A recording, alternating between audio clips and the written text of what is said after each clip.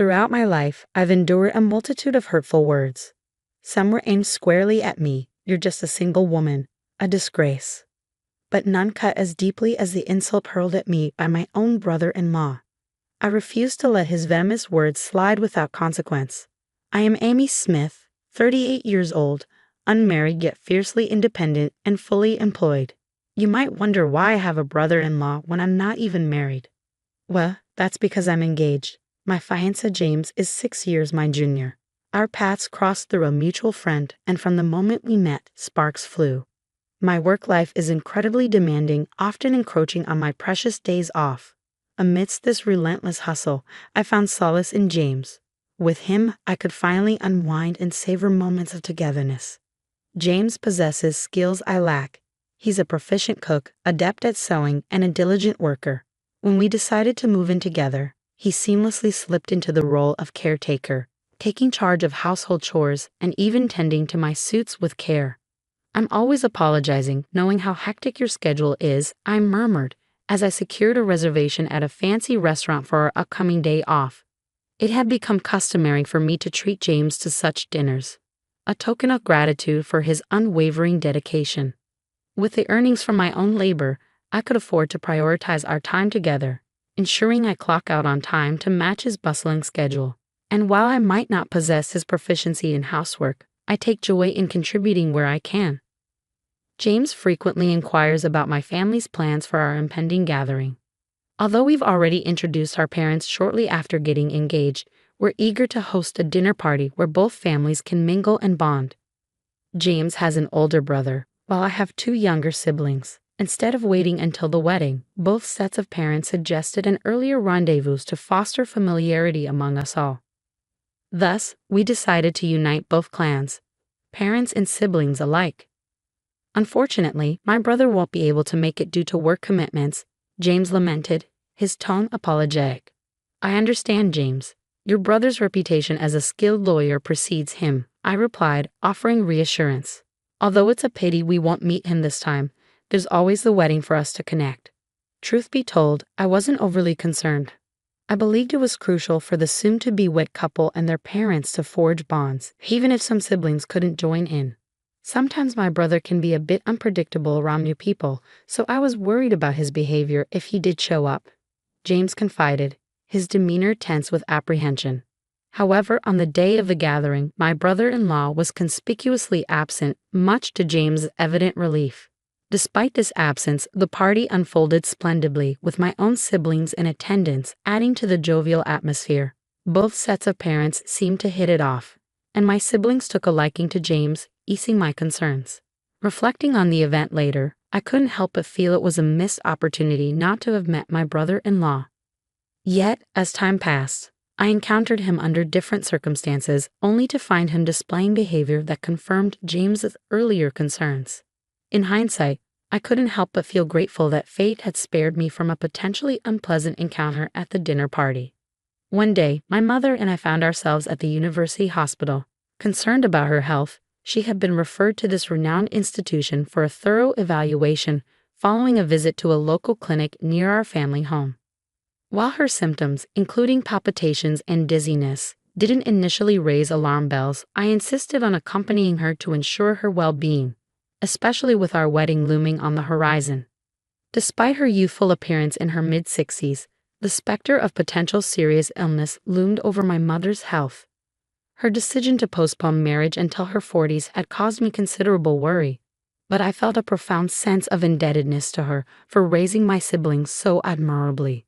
How about I cover the cost of a comprehensive checkup for you, Mom? I proposed earnestly, a conviction I had never felt more deeply.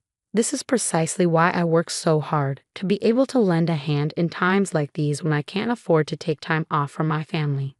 As the tests couldn't be completed in a single day, we found ourselves making multiple trips to the hospital. However, tragedy struck during the second visit amidst the chaos of an exceptionally crowded day at the university hospital, with interminable queues stretching out before us. My mother and I found a quiet spot away from the bustling waiting area, where we could enjoy a cup of hot tea. Just as I settled in, my phone rang, likely a work-related call.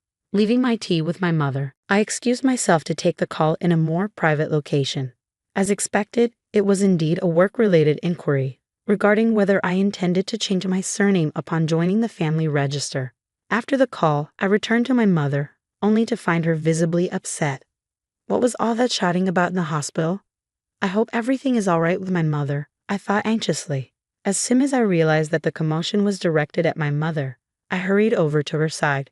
She stood up, her gestures filled with apologies, bowing repeatedly to a well-dressed man who exuded an air of arrogance. Who was he? I wondered, taking in his expensive suit, luxurious accessories, and haughty demeanor. The man berating my mother seems to be a debt collector, I deduced, noting the lack of familiarity between them. Stepping forward, I interjected, "Excuse me for interrupting. Has my mother caused you any harm?" The man turned his attention towards me, sizing me up with a scrutinizing gaze. She placed a cup of tea or something on the seat, and when I sat down, it spilled and stained my suit. "What do you intend to do about it?" "I have important matters to attend to after this," he demanded impatiently. Upon closer inspection, I noticed a faint dampness on his suit, confirming his grievance. "I'm truly sorry about the inconvenience. Please allow me to cover the cost of dry cleaning." I attempted to placate him, but he cut me off, his voice growing louder with frustration. The escalating altercation caught the attention of passers-by, and soon a few nurses emerged, followed by a curious crowd. Sensing the need to defuse the situation, the man relented. "I'll let you off with a cleaning fee."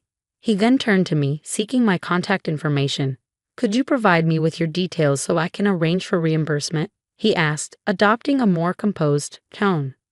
"Oh dear, I seem to have misplaced my business card.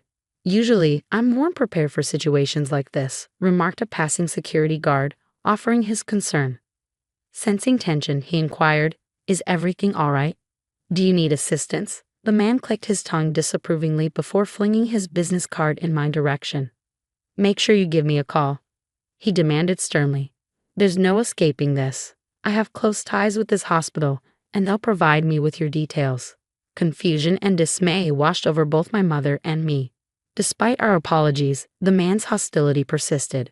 I attempted to stand up for us, but he swiftly cut me down with a demeaning remark. "Look at you, single at your age. They say women have an expiration date, but you're not just expired, you're unsellable industrial waste.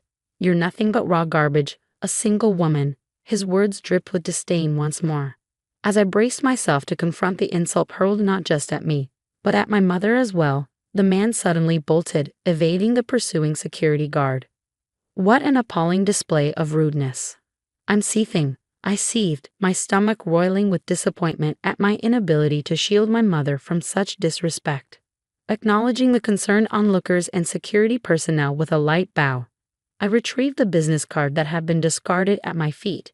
Curiosity piqued, I examined the name and title printed on it, feeling a mix of bewilderment and indignation.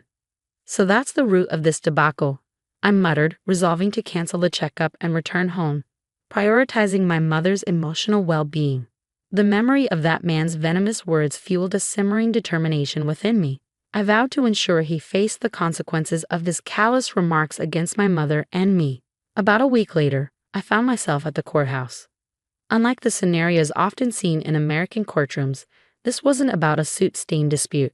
As I navigated the familiar halls, the sound of my heels echoed through the corridors, marking my path.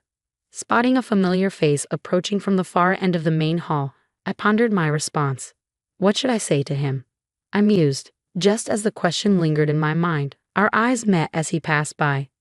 "You're that trashy single woman from the other day, aren't you? What are you doing here?" He sneered, his contempt palpable.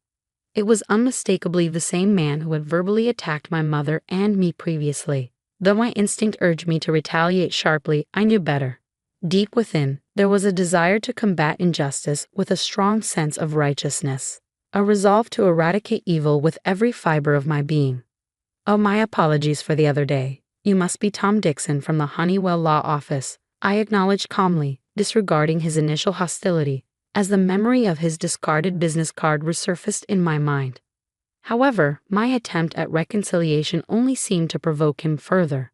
His expression twisted with disdain as he recounted the incident with the suit. "I had a client meeting at the hospital right after that," he grumbled, his tone laced with irritation. "And you You disgraceful woman, have the audacity to soil my suit and then ignore my attempts to reach you. It was evident that Dixon was a lawyer by profession. Our chance encounter today was a result of his loud demeanor echoing through the corridors. Feeling the weight of curious eyes upon me, Dixon's taunts grew louder, ensuring that everyone within earshot could hear. He's just showing off, but if he keeps it up, I might have to call security. Unfortunately, the legal profession has its fair share of such individuals, I muttered to myself, shaking my head in exasperation, which seemed to further irk Dixon. Mr. Dixon, your voice is carrying quite far, remarked a voice from behind me. Turning, I found a concerned individual approaching. Mr. Dixon, is everything all right? He inquired, casting a questioning glance at Dixon. Upon seeing the newcomer, Dixon's demeanor shifted, his tone suddenly subdued. Oh no, not her again, he muttered under his breath, a noticeable change from his earlier bravado. As he retrieved a business card from his case, the man's eyes widened in recognition. Glancing at the card in my hand, I read the name Attorney Hannibal, partner at Honeywell Law Office. This must be Dixon's superior, the CEO of the firm. Upon recognizing me, Mr. Honeywell's demeanor transformed, his body trembling as he bowed deeply at a 90-degree angle in greeting. Oh my, it's been too long, he exclaimed. I apologize profusely for Dixon's appalling behavior. He's my subordinate, and I assure you, this conduct is completely unacceptable. Meanwhile, a bewildered Tony Dixon stumbled into the scene, utterly clueless. Mr. Honeywell, what's happening? Who is this woman? He questioned, his frustration evident. And why is she here? He added, seething with resentment. She's the one who ruined my suit and then had the audacity to overcharge me for dry cleaning. With a face turning a shade of blue, Mr. Honeywell seized Dixon by the collar and forced him into a bow. Ouch! What's the meaning of this? Dixon protested. Speaking in hushed tones, Honeywell delivered a stern reprimand. How dare you, Dixon? This woman is a prosecutor, and furthermore, she's my former boss, Smith. She's renowned for her impeccable track record in winning every case she takes on. Lawyer Dixon stood dumbfounded, unable to reconcile the fact that the woman he had disparaged as garbage was, in fact, a prosecutor. Yes, I am a lawyer, she affirmed. Since childhood, I've been driven by a passion for justice. I was torn between pursuing a career as a police officer or a lawyer, but ultimately I chose the latter. My goal has always been to ensure that criminals face the consequences of their actions, even if I couldn't apprehend them myself. Working for the prosecution allows me to uphold the law and bring offenders to justice. That's why I'm frequently in and out of the courtroom for work. By the way, she continued, Mr. Honeywell has a deep respect for me because I mentored him when he was a rookie. Despite his stern demeanor, the bond between a mentor and a protege never fades. Attorney Dixon, still reeling from the revelation, attempted to interject, but she didn't allow him the opportunity. Mr. Honeywell, you've become an admirable man, she commended. As for you, Mr. Dixon, I'll settle your dry cleaning bill promptly. I apologize for any inconvenience caused by my busy schedule. The mention of brother-in-law left Laura Dixon speechless, her mouth hanging open in disbelief. James's fiancé? No way, he muttered, his voice catching as he froze in place. Glancing at the business card he'd have flung at me earlier, I pieced together the puzzle. This rude individual was none other than my brother-in-law, who had missed a family wedding due to work commitments. Observing his complexion turn ashen, I addressed him sternly. As a lawyer, you're well aware that derogatory remarks like a single woman is garbage are considered deeply offensive. While I was prepared to cover the dry cleaning costs, your reaction was utterly unacceptable. Under the law, such behavior can result in a sentence of up to 1 year in prison, a fine of no more than $3,000 or both. Which option do you prefer? I delivered the ultimatum with a smile playing on my lips. Realizing the gravity of his situation, Attorney Dixon sank to his knees, bowing humbly. Please forgive me, especially if this were to attract media attention. I understand that assertive lawyers are particularly sensitive to public perception. Sometime later, I celebrated a joyous wedding and am now reveling in the bliss of newlywed life. James has embraced his role as a full-time house husband, allowing me to throw myself wholeheartedly into my work for the betterment of our family. Despite his earlier transgressions, my brother-in-law has since apologized profusely to both my mother and me. He even offered to settle the dispute, but I opted to let go of the dry cleaning bill and move on. I am confident in my ability to earn the money myself. It's likely that my brother-in-law's absence from the ceremony was due to feeling uncomfortable about the situation. As a consequence of his actions and the complaints from other customers, my brother-in-law's business has taken a significant hit. It's true what they say, bad deeds eventually come to light. I've made a vow to myself to safeguard this newfound happiness, ensuring that we can continue to support and uplift each other through life's challenges.